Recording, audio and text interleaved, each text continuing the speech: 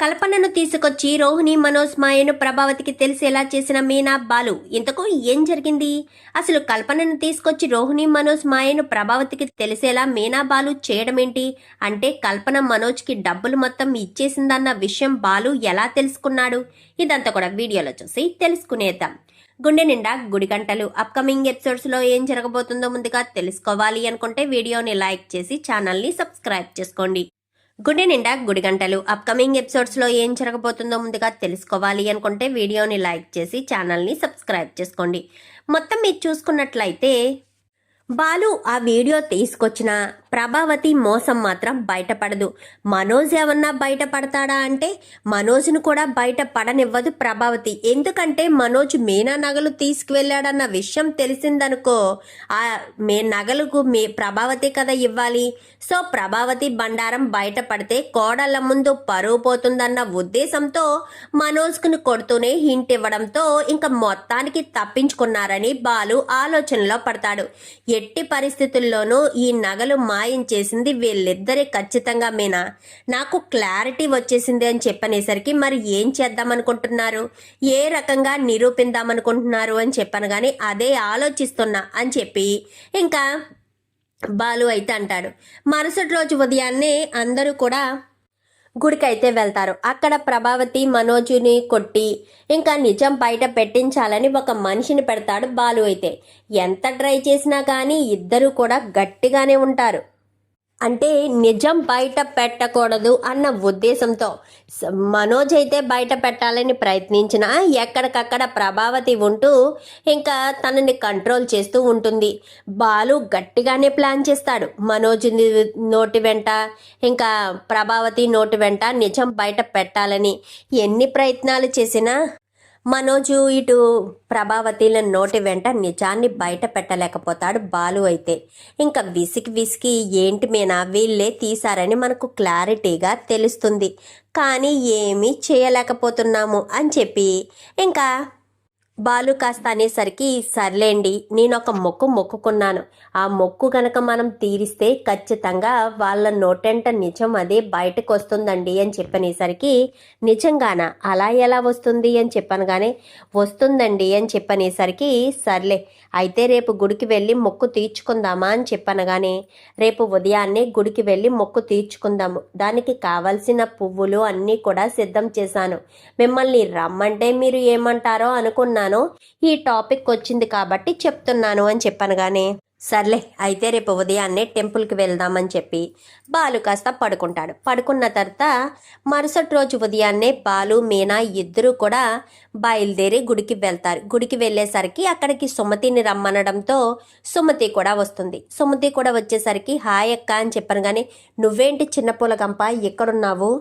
అక్క మేము వస్తున్నాము అని చెప్పింది బావా, అందుకనే మేము బయలుదేరి వచ్చాము అని చెప్పనగానే మరి కాలేజీకి వెళ్ళలేదా అనగానే లేదు బావా, ప్రిపరేషన్ హాలిడేస్ కదా చదువుతున్నాను, అక్క ఫోన్ చేసి రమ్మంది అందుకనే వచ్చాను అని చెప్పాను. కానీ సరే మీ మాటలు తర్వాత, లోపల మొక్కు తీర్చుకోవాలి, పద లోపలికి వెళ్దాం అనగానే లోపలికి వెళ్ళేసరికి అమ్మ పువ్వులు ఇచ్చిందా అనగాని ఇచ్చిందక్క, అన్నీ లోపల పెట్టేశానని చెప్పి లోపలికి వెళ్తారు. లోపలికి వెళ్ళి మీనా కాస్త మొక్కు మొత్తం పూర్తి చేసుకున్న తర్వాత ఇంకా ముగ్గురు కూడా బయటికి వచ్చేస్తారు. వచ్చేసిన తర్వాత అక్క మన ముగ్గురం ఎప్పుడు ఫోటోలు తీసుకోలేదు, సెల్ఫీ తీసుకుందామా అని చెప్పాను. కానీ సరే అని చెప్పి ముగ్గురు కూడా సెల్ఫీ తీసుకుంటారు. తీసుకున్న తర్వాత బావా నువ్వటెళ్ళు మేమిద్దరం తీసుకుంటాము అని చెప్పాను. కానీ మీ చెల్లి మీ అక్క ఉంటే చాలు, నేను అవసరం లేదు అని చెప్పనేసరికి అలా అని కాదు బావా అని చెప్పనేసరికి సర్లే చిన్నగంప అని చెప్పి బాలు కాస్త వెళ్ళి కారు దగ్గర కూర్చుని ఉంటాడు. కూర్చుని ఉండేసరికి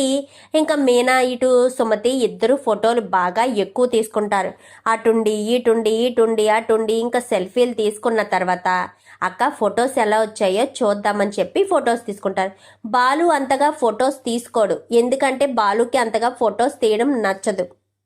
సో ఫొటోస్ పెద్దగా తీయకపోవడంతో కల్పన వచ్చి వెళ్ళేటప్పుడు లండన్ దగ్గర అంటే లండన్ వెళ్ళడానికి అక్కడ కెనడా వెళ్ళడానికి ఎయిర్పోర్ట్లో ఉండగా బాలు ఒక సెల్ఫీ తీసుకుందామా అని చెప్పనేసరికి సరే మేడం నా ఫోన్లో కూడా తీయండి అని చెప్పి బాలుతో కలిసి సెల్ఫీ తీసుకుంటుంది. సెల్ఫీ తీసుకున్న తర్వాత వెళ్ళిపోతుంది.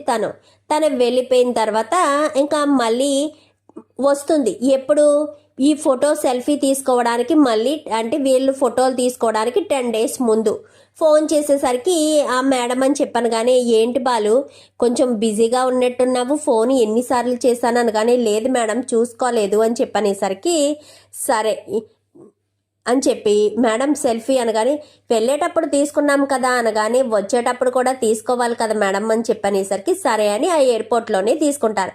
ఆ సెల్ఫీ ఫోటో కాస్త బయట పడుతుంది. వీళ్ళ ఫోటోలు చెక్ చేసుకుంటే ఈ అమ్మాయి ఆ రోజు అక్కడికి వచ్చింది కదక్క, మనోజు ప్రేమించిన అమ్మాయి ఈ అమ్మాయే కదా. ఆ రోజు మీ రిసెప్షన్ జరుగుతుంటే మనోజ్ని పక్కకు తీసుకువెళ్ళింది ఈ అమ్మాయే కదా అని చెప్పాను. కానీ అవునవును, మరి ఈ అమ్మాయి ఫోటో బావ దగ్గర ఉందేంటి, బావకి ఈ అమ్మాయి తెలుసా అని చెప్పి బావ అనగానే ఏంటి చిన్నగంప అని చెప్పాను. కానీ ఈ అమ్మాయి ఫోటో నీ దగ్గర ఉందేంటి బావా అని చెప్పనేసరికి తను ఎవరో నీకు తెలుసా, కెనడా మేడం ఆ అమ్మాయే కదా అని చెప్పనేసరికి ఏంటి కెనడా అని చెప్పేది ఈ అమ్మాయి గురించా, ఈ అమ్మాయి ఎవరో మీకు తెలుసా అసలు అని చెప్పనేసరికి ఏమిటి మీనా ఈ అమ్మాయి ఎవరో నీకు తెలుసా అంటూ నన్ను అడుగుతున్నావేంటి, ఈ అమ్మాయి ఎవరో నీకు తెలుసా అని చెప్పాను. కానీ ఎవరో కాదు, మీ అన్నయ్య గర్ల్ ఫ్రెండ్ ఈ అమ్మాయే, మీ అన్నయ్య దగ్గర నుంచి 40 లక్షలు తీసుకువెళ్ళిపోయింది ఈ అమ్మాయి అని చెప్పాను. కానీ అవునా ఈ అమ్మాయేనా అంటే ఆ 40 లక్షలు తీసుకెళ్ళి కెనడాలో బిజినెస్ పెట్టిందనమాట. ఓహో ఇప్పుడు నాకు అంత అర్థమైంది. పదమేనా ఆ అమ్మాయి ఎక్కడుంటుందో నాకు తెలుసు, మొన్ననే వచ్చింది ఊళ్ళోకి, తను ఎక్కడెక్కడికి వెళ్తుందో ఏం చేస్తుందో అన్నీ నాకు తెలుసు. ఎందుకంటే తనని ఊళ్ళో ఉన్నన్ని రోజులు తిప్పేది నేనే. ఈ రోజు గుడికి వెళ్ళాలి అని చెప్పి లేట్ అవుతుందని చెప్పాను. ఇప్పుడు తన దగ్గరికే వెళ్ళాల్సిన సమయం వచ్చింది, ఫోన్ చేస్తానుండు అని చెప్పి ఫోన్ చేసి మేడం ఇంటి దగ్గరే ఉన్నారా అని చెప్పాను. కానీ మీ ఇంటి దగ్గరే ఉన్నాను బాలు, నీ గుడి ప్రోగ్రామ్ అయిపోయిందా అని చెప్పాను. కానీ అయిపోయింది మేడం అని చెప్పనేసరికి సరే రెడీ అయ్యి ఉంటాను వచ్చేసాయని చెప్పి చెప్తుంది. చెప్పేసరికి పదమేనా అని చెప్పి ఇద్దరు కూడా వెళ్తారు. బాలు తెలియదు, ఎందుకంటే రిసెప్షన్కి వచ్చినప్పుడు బాలు లేడు కదా, సో బాలు తెలియదు. కానీ మీనా రిసెప్షన్లో చూసింది కాబట్టి మీనా వస్తుంది. మీనాను చూడడంతో తను కంగారు పడిపోతూ ఉంటుంది. అలో మేడం అంటూ వెనకాలే బాలు వెళ్తాడు. వెళ్ళేసరికి బాలు అని చెప్పాను. కానీ ఏంటి ఈవిడెవరనుకుంటున్నారు, నా వైఫ్ అని చెప్పనేసరికి ఒక్కసారిగా షాక్ అయిపోతాడు.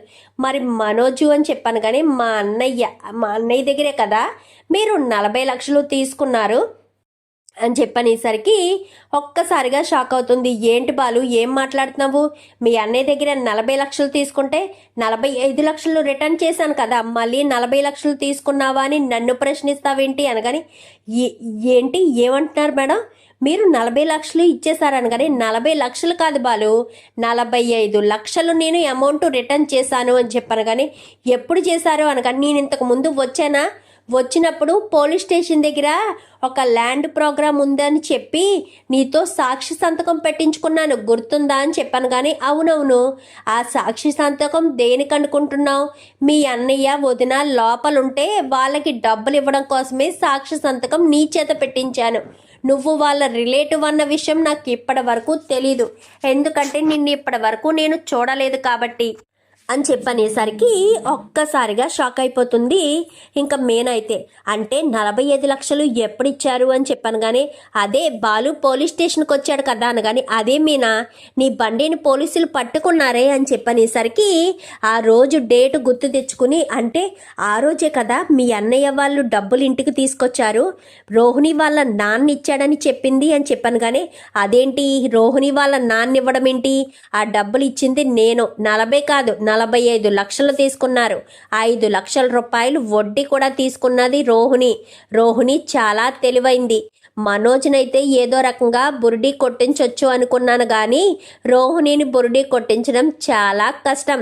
ముక్కు పిండి వసూలు చేసినట్టుగా నా దగ్గర 45 లక్షలు వసూలు చేసింది అని చెప్పనేసరికి ఇప్పుడు నాకు అంత అర్థమైంది మీనా అని చెప్పనేసరికి ఏమర్థమైంది, మరి నేను డబ్బులు ఇచ్చిన విషయం మీకు ఎవరికి తెలియదా ఏంటి అనగానే లేదమ్మా, లేదు ఫారనమ్మా, ఆ డబ్బులు ఇచ్చిన విషయం ఏమీ చెప్పకుండా ఆ డబ్బులు పార్లమ్మ వాళ్ళ పుట్టింటి నుంచి తీసుకొచ్చానని ఇంట్లో గొప్పగా చెప్పింది. ఆ డబ్బులు ఇస్తే మా అందరికీ వాటా ఇవ్వాల్సి వస్తుందేమోనని ఆ డబ్బులతో మనోజ్ గారు ఒక్కడి చేతే బిజినెస్ పెట్టించింది.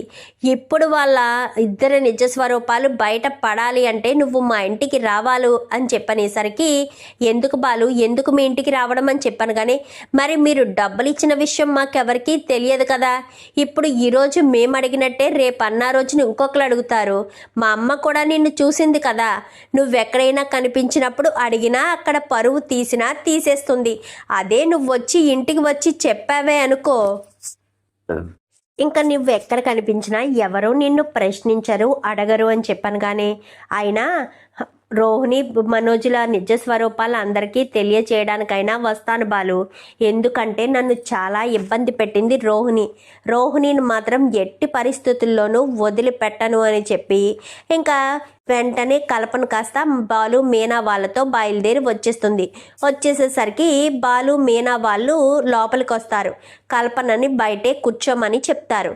వాళ్ళిద్దరూ లోపలికి వచ్చి, నాన్న, పార్లలమ్మ వాళ్ళ నాన్న జైల్లో ఉన్నాడు కదా, పార్లలమ్మకు డబ్బులు ఎలా పంపించాడంటావు అని చెప్పాను. కానీ ఏంటి మనోజ్, మళ్ళీ డబ్బుల విషయం ఎత్తుతున్నావేంటి? అప్పుడే చెప్పాను కదా మా నాన్న ముందే పంపించడానికి ప్లాన్ చేశారని, కానీ కుదరక మా నాన్న జైల్లో ఉన్నప్పుడే వచ్చాయి ఆ డబ్బులు అని చెప్పనేసరికి, ఓహో ఎంత డబ్బులు వచ్చాయి, 40 లక్షలా 45 లక్షలా అని చెప్పనేసరికి ఒక్కసారిగా షాక్ అయిపోతుంది రోహిణి అయితే.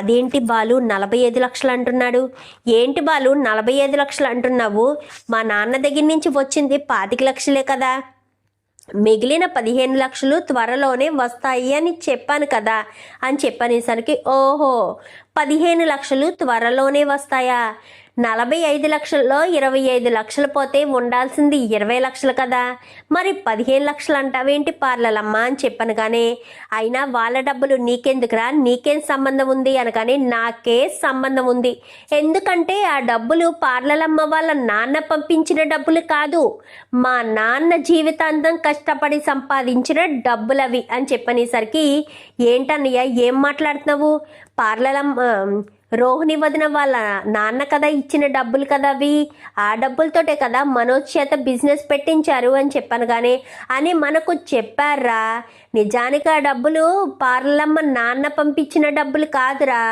మన నాన్న కష్టపడి సంపాదించిన డబ్బులు అని చెప్పాను. కానీ రే ఏం మాట్లాడుతున్నావురా, అవి మా మాంగారి పంపించిన డబ్బులే, అయినా నాన్న సంపాదించిన డబ్బులు రోహిణి కల్పన కెనడా పట్టుకుని వెళ్ళిపోయింది కదా అని చెప్పాను. కానీ అవునా, నేను కెనడా తీసుకువెళ్ళిపోయిన మాట నిజమే మనోజ్, కానీ మరి నా దగ్గర నుంచి 45 లక్షలు నువ్వు నీ భార్య తీసుకున్నారు కదా, మరి ఆ డబ్బులు ఏం డబ్బులు? ఒక్కసారిగా కల్పన మాట చెప్పడంతో రోహిణి మనోజ్ ఇద్దరు కూడా గుమ్మం వంక చూసి ఒక్కసారిగా షాక్ అయిపోతారు. ఈ అమ్మాయి ఆ రోజు రిసెప్షన్ దగ్గరికి వచ్చిన అమ్మాయే కదా, నువ్వు రోడ్డు మీద తిరుగుతున్న అమ్మాయి ఈ అమ్మాయే కదా అని చెప్పాను. కానీ నేనే 40 లక్షలు తీసుకువెళ్ళిపోయిన అమ్మాయిని కూడా, నేనే 45 లక్షలు మీ కొడుకు కోడలికి ఇచ్చిన అమ్మాయిని కూడా ఆంటీ, అర్థమవుతుందా అని చెప్పనేసరికి, ఏంటమ్మాయి ఏం మాట్లాడుతున్నావు, 45 లక్షలు వీళ్ళకి ఎప్పుడు ఇచ్చావు అనగానే, నాకు తెలుసా ఆంటీ, ఫ్యూచర్లో మనోజు రోహిణి లాంటి వాళ్ళు నాకు ఎంతోమంది తగులుతారని, డబ్బులు ట్రాన్సాక్షన్ చేసినప్పుడే నేను ఒక కాగితం రాయించుకున్నాను, 45 లక్షలు వాళ్ళకి ఇచ్చినట్టుగా మనోజు సంతకం పెట్టడం, ఆ డబ్బులకి నేను తీసుకున్నట్టుగా నేను ఇచ్చినట్టుగా నా సంతకం పెట్టడం 2 ఉన్నాయి. ఆ పేపర్ ఇప్పుడే చూపిస్తానుండండి అని చెప్పి ఆ పేపర్ని కాస్త తన హ్యాండ్ బ్యాగ్లోంచి తీసి సత్యానికి, ఇటు ప్రభావతికి,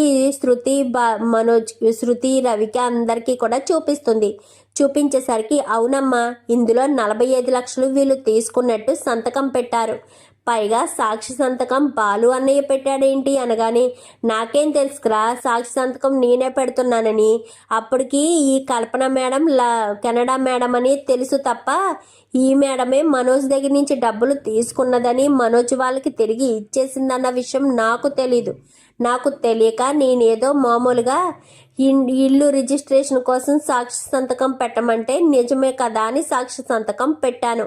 ఇప్పుడు విషయాలన్నీ బయటకు వచ్చాయి అని చెప్పనేసరికి ఒక్కసారిగా ప్రభావతి ఏంటి మనోజ్ ఏంటిదంతా అంటే మీ నాన్న సంపాదించిన 40 లక్షలు తీసేసుకుని మీరు కావాలనే 45 లక్షలు మీ దగ్గర పెట్టుకుని మీరు ఇన్ని నాటకాలు ఆడుతూ ఇంత దారుణంగా మీరు ప్రవర్తిస్తున్నారా? ఇంత దారుణంగా ఆ డబ్బులు మీరే మీ దగ్గర పెట్టుకుని ఆ డబ్బులు రోహిణి వాళ్ళ నాన్న ఇచ్చాడంటూ రోహిణి అబద్ధం చెప్తే రోహిణి తానా అంటే నువ్వు తందాన అనుకుంటూ కూర్చున్నావేంట్రా అంటూ ఇంకా మనోజ్ చెంప పగలగొడుతుంది. ప్రభావతమ్మ వీళ్ళు నువ్వు ఎంతో నమ్మిన బంటులు అంటూ మాట్లాడతావు కదా, ఏ చిన్న కష్టం వచ్చినా వాళ్ళ మీద ఎలాంటి మాట పడనివ్వకుండా ఇటు పార్లలమ్మని మనోజ్ గారిని కూడా వెనకేసుకొస్తావు కదా. పార్లలమ్మ పుట్టింటి నుంచి తేకుండానే పుట్టింటి నుంచి తీసుకొచ్చానని అబద్ధం చెప్పింది. ఎంత బాగా అబద్ధం చెప్పిందో నువ్వు చూసావు కదా అని చెప్పనేసరికి అర్థమవుతుందిరా, అంతా నాకు అర్థమవుతుంది. రోహిణి ఇలాంటి పని చేస్తుందని అస్సలు అనుకోలేదు. ఏంటమ్మా రోహిణి, అసలు నువ్వేంటి ఈ రకంగా ఇలాంటి పని చెయ్యడం ఏంటి? అసలు నువ్వు కూటికి గదిలిందానివా ఏంటి? అయినా మీ నాన్న డబ్బులు పంపించారని ధైర్యంగా చెప్పొచ్చు. అవి కల్పన ఇస్తే మీరు మీ నాన్న పంపించారని చెప్పడం ఏంటి? అంటే ఇప్పుడు మీ నాన్న పంపించే పరిస్థితిలో లేడు కాబట్టి నీ మీద నాకెక్కడ ప్రేమ తగ్గుతుందని ఇలా చేసావా, లేక నన్ను నా కుటుంబాన్ని అందరినీ మోసం చెయ్యాలి అన్న ఉద్దేశంతో ఆ డబ్బులు మొత్తం మనోజ్ గారి చేతికి ఇస్తే హారతి కర్పూరం చేస్తాడన్న విషయం నీకు తెలీదా? వాడి చేతిలో 45 లక్షలు పెడితే 45 రోజుల్లో మొత్తం అవగొట్టుకుని ఏమీ లేకుండా ఖాళీ చేతులుగా ఉంటాయి. అప్పుడు మరి వీళ్ళకి ఇవ్వాల్సిన వాటా డబ్బులు ఎవరిస్తారు అని చెప్పాను. కానీ అది కాదు అత్తయ్య, మనోజ్ మంచి చక్కగా చేస్తున్నాడు బిజినెస్ అని చెప్పాను. కానీ చాలా చక్కగా చేస్తున్నాడులే బిజినెస్. నిద్రమత్తు పోతూ 4 లక్షల రూపాయలు లాస్ తీసుకొచ్చాడు. అలాగే ఎన్ని లక్షలు తీసుకొస్తాడో, ఎన్ని లక్షలు పోగొడతాడో, వీడెప్పుడు ఉన్న డబ్బుల్ని హారతి కర్పూరం చేయడానికే చూస్తాడే తప్ప వీడెప్పుడు 45 లక్షలు సంపాదించి నాన్నకు తిరిగిస్తాడు అని చెప్పి ఇంకా అని బాలు అనేసరికి అది కాదు అని చెప్పాను. కానీ ఏది కాదు అమ్మా కెనడా మేడం, మీరు ఇక్కడే ఉంటే మా ఇంట్లో గొడవలు మీకు ఇలాగే ఇరిటేషన్గా తలపోటుగా అనిపిస్తాయి. చాలా థ్యాంక్స్ మేడం, దయచేసి ఇంటికి రమ్మనగానే వెనక ముందు ఆలోచించకుండా మీరు ఇంటికి వచ్చారు. అంతకు మించిన సంతోషం మరొకటి లేదు. చాలా హ్యాపీగా ఉంది అని చెప్పనేసరికి సరే ఇంకా నేను వెళ్ళొస్తాను అని చెప్పాను. కానీ ఉండను మేడం, నేను వెంటనే మిమ్మల్ని డ్రాప్ చేసి వస్తాను అని చెప్పనేసరికి లేదులే బాలు, ఈ మ్యాటర్ తేల్చుకోండి, నేను క్యాబ్ బుక్ చేసుకున్నా ఏదో రకంగా వెళ్ళిపోతాను. నీకు ఫ్రీ అయ్యాక నన్ను బయటకు తీసుకువెళ్ళాలి, కొన్ని థింగ్స్ అది కొనుక్కోవాలి అని చెప్పాను. కానీ సరే మేడం అని చెప్పి వెళ్ళిపోతుంది. అది కల్పన అయితే మనోజ్ని పట్టుకుని ప్రభావతి చితక్ కొడుతుంది. ఎందుకంటే సత్యం ఎక్కడ కొట్టేస్తాడేమోనని చితక్ కొట్టుకుంటూ లోపలికి తీసుకెళ్లేసరికి ఆగ్రా మనోజ్ అని చెప్పి గట్టిగా పిలుస్తాడు. సత్యం అయితే పిలిచేసరికి ఏంటి నాన్న కానీ ఎక్కడికరా వెళ్తున్నావు? ఇన్ని అబద్ధాలు చెప్పి ఇన్ని మోసాలు చేసి మీనా బంగారాన్ని కాస్త తీసుకువెళ్ళి అదేం చేసావో ఆ విషయం ఏమీ తేలలేదు, చెప్పలేదు. ఇప్పుడు మళ్ళీ వీళ్ళ ముగ్గురికి సంబంధించిన 45 లక్షలు తీసుకుని అవి కూడా నాశనం చేసేసావా? అసలు ఏమనుకుంటున్నారా? డబ్బు మీద నీకు అసలు ఆశ ఉందా? డబ్బుని ఎలా ఖర్చు పెట్టుకోవాలో, ఏ రకంగా ఖర్చు పెట్టుకోవాలో అన్నది బుద్ధి జ్ఞానం అసలు ఏమైనా ఉందా? ఏమీ లేకుండానే ఎలారా అని చెప్పి ఎప్పుడు రాను బాగుపడతావు అంటూ ఇంకా సత్యం కాస్త మెడపట్టి బయటకు గెంటేస్తాడు. ఏవండి, వాడిని అలా బయటకు గెంటేస్తే వాడు ఎలా బ్రతుకుతాడండి? నోట్లో నాలుక లేనివాడు ఇప్పుడే బిజినెస్లో లాస్ తీసుకొచ్చాడు అనగానే అది లక్షల్లో వ్యాపారం కాబట్టి లాస్ వచ్చింది. కానీ కుటుంబాన్ని సైతం మోసం చేశాడు కదా. భార్య చెప్పిన మాటలు విని ఈ రకంగా మోసం చేసి నా కుటుంబానికి నా పిల్లలకి ఎంత అన్యాయం చేస్తాడని అనుకోలేదు అనగానే అదేంటి మామయ్య నా పిల్లలు అంటున్నారు, మనోజ్ మీ కొడుకు కాదా అనగానే నువ్వు మాట్లాడకమ్మా రోహిణి, నువ్వు ఇంత దారుణంగా నా కుటుంబాన్ని మోసం చేస్తావని అస్సలు అనుకోలేదు. మీ నాన్న సంపాదిస్తే మీ నాన్న సంపాదించి తీసుకొచ్చి ఇచ్చాడని మాకు డబ్బులు ఇవ్వడం మానేసి నేను 30 సంవత్సరాలు కష్టపడి సంపాదించిన డబ్బుల్ని మీ నాన్న సంపాదించాడంటూ ఇంట్లో ఇస్తావా? అసలు నీకు బుద్ధి జ్ఞానం ఉందా? అసలు నువ్వు మనిషివేనా? నేను సంపాదించిన డబ్బులు మీ నాన్న సంపాదించాడంటూ ఎలా ఇవ్వడానికి నీకు మనసొప్పిందమ్మా? అసలు నువ్వు ఏ రకంగా అలా ఎలా ఇవ్వాలనుకున్నావు? నీకు కొంచెం కూడా ధ్యాస అనేదే లేదా అంటూ ఇంకా సత్యం తిట్టకుండా ఎప్పుడూ రోహిణిని అంత మాట అనడు. అలాంటిది రోహిణిని తిట్టేసరికి రోహిణి ఒక్కసారిగా షాక్ అయిపోతుంది. ఇదేంటి మామయ్య ఎప్పుడు పల్లెత్తి మాట అనరు ఎవరిని కూడా, అలాంటిది కోడలనైనా నన్ను ఇంత దారుణంగా మాట్లాడుతున్నారు. నేను తప్పు చేశానా? మనోజ్ డబ్బులు తెచ్చిన విషయమా, ఆ డబ్బులు అలా దాచిపెట్టడం తప్పు చేశానా అని చెప్పి రోహిణి కాస్త అనుకుంటుంది. తప్పు చేసావు రోహిణి, చాలా పెద్ద తప్పు చేసావు. డబ్బులు మీరు వాడుకోవడంలో తప్పులేదు, కానీ అది ఒక్కసారి అంకుల్కి చెప్పుంటే ఏ గొడవ గోల ఉండేది కాదు కదా. ఇలా డబ్బులు వచ్చాయి అంకుల్, ఇలాంటి సంగతి మనోజ్తో బిజినెస్ పెట్టించాలనుకుంటున్నాను అని చెప్పి డబ్బులు మొత్తం అంకుల్కి ఇచ్చి అందులోంచి మీరు కొంత డబ్బు తీసుకోవడం మానేసి డబ్బులు మొత్తం మీరెలా తీసుకుంటారు? పాపం రవి బిజినెస్ కోసం లోన్ కోసం బ్యాంకుల చుట్టూ తిరుగుతున్నాడు. ఇవన్నీ మావయ్య గారు సంపాదించింది నలుగురు పిల్లలకి సమానంగా ఇవ్వడం కోసమే కదా. మరి మీరెలా మోసం చేసి మా డబ్బుల్ని మీరెలా తీసుకుంటారు? నేను మా మమ్మీని అడిగిన మరుక్షణం డబ్బులు ఇచ్చి పడతాయి, కానీ రవికి అలా డబ్బులు తీసుకోవడం ఇష్టం లేదు. అందుకోసమే కదా నేను సైలెంట్గా ఊరుకున్నాను ఇన్ని రోజులను. మరి అలా ఎలా మీరు డబ్బులు మొత్తం తీసుకుని మీ దగ్గరే పెట్టుకుంటారు? ఏంటంటే ప్రతిదానికి వీళ్ళని వెనకేసుకొస్తారు కదా. ఇప్పుడేం మాట్లాడరేంటి? ఇప్పుడేమీ మాట్లాడలేని పరిస్థితిలో ఉన్నారా ఏంటి అని చెప్పనేసరికి అది కాదమ్మా శృతి అని చెప్పాను. కానీ ఇంకా చాలా అంటే ఎంత జరిగినా మీరు మీ కొడుకుని కోడల్ని మాత్రం చాలా బాగా వెనకేసుకొస్తున్నారు. వాళ్ళు ఎన్ని తప్పులు చేసినా కానీ వాళ్ళు మాత్రం కరెక్ట్ అనే అంటారు మీరు. బాలు మీనా పాపం ఏ తప్పు చేయకపోయినా ప్రతి క్షణం బాలు మీనా ఇంటి కోసం కష్టపడుతూ ఇంటి గురించి ఆలోచిస్తూ ఉంటారు. వాళ్ళ గురించి మాత్రం ఎప్పుడు కూడా తప్పుగానే అనుకుంటారు. పైగా మీనా బంగారాన్ని కూడా తీసుకువెళ్ళిపోయారు. ఇప్పటికైనా ఒప్పుకో మనోజ్, నువ్వే కదా బంగారం తీసుకువెళ్ళావు. ఇంకా అబద్ధం చెప్పాలని దాచిపెట్టాలని చూడకు. నాకు తెలుసు బంగారం నువ్వు ఆంటీ కలిసి తీసుకువెళ్లారు. నువ్వు దొరికితే ఎక్కడ ఆంటీ దొరికిపోతుందోనన్న భయంతో, అందరి ముందు పరువు పోతుందన్న ఆలోచనతో కావాలని ఆంటీ నీ నోట నిజం బయట పెట్టనివ్వట్లేదు. మీరు ఆ బంగారం గురించి ఎత్తిన ప్రతిసారి కూడా మీ మాటల్లో మీ చేతల్లో వస్తున్న వణుకుకే నాకు బాగా అర్థమవుతుంది. మీరేంటో మీ మనస్తత్వాలేంటో మీరు ఎలాంటి వాళ్ళో తెలుస్తుంది. పోయి ఒక ఆడపిల్ల బంగారం తీసుకోవడానికి సిగ్గనిపించట్లేదా మనోజ్? అది తాకట్టు పెట్టుకోమని ఇస్తే ఏకంగా అమ్మేసుకుంటావా? చిచ్చి, ఇలాంటి వాళ్ళ ఇంట్లో ఎలా ఉండాలో ఏంటో అని చెప్పి ఇంకా శృతి కాస్త లోపలికి వెళ్ళిపోతుంది.